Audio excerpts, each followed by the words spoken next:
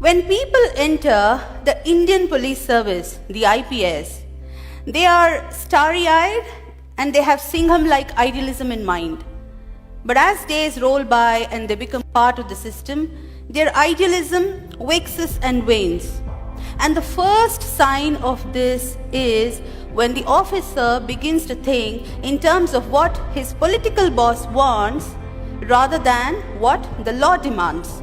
I was posted as the Deputy Commissioner of Police, Bengaluru City Armed Reserve, and my job was to supervise man management, personnel deployment, and therefore I took stock of the situation as to where my boys had been deployed.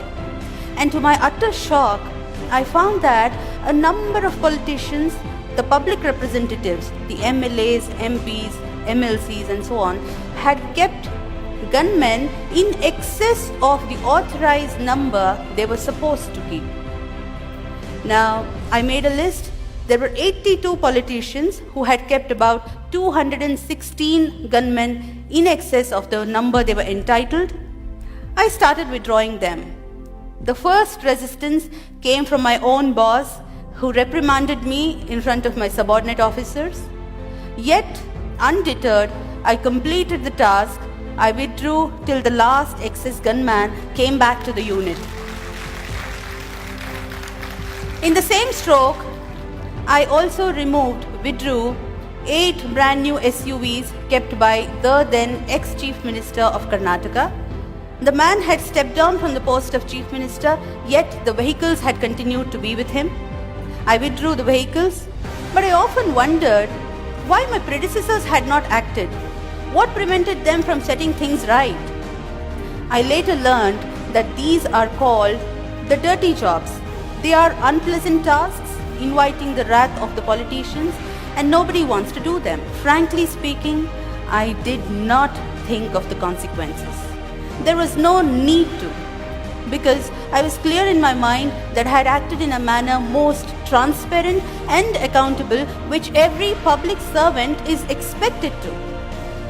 Now, after this report, I was slapped a defamation suit notice. So what is the take home?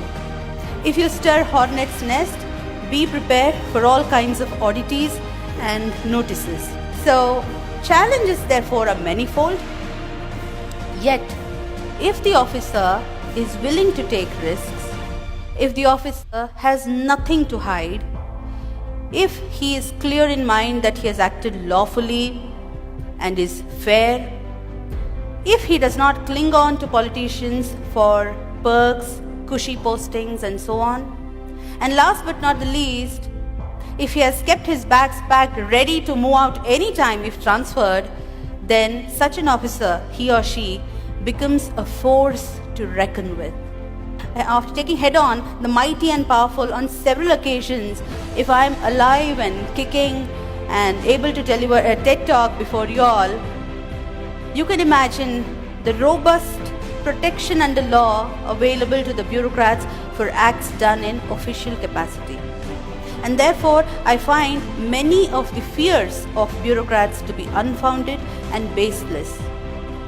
Now, you might see that it's a commonplace knowledge that the MLAs, the MPs, the MLCs, these posts are created under the Constitution of India, but one must not forget that it is under the same Constitution the All India Services, the IAS, the IPS are created.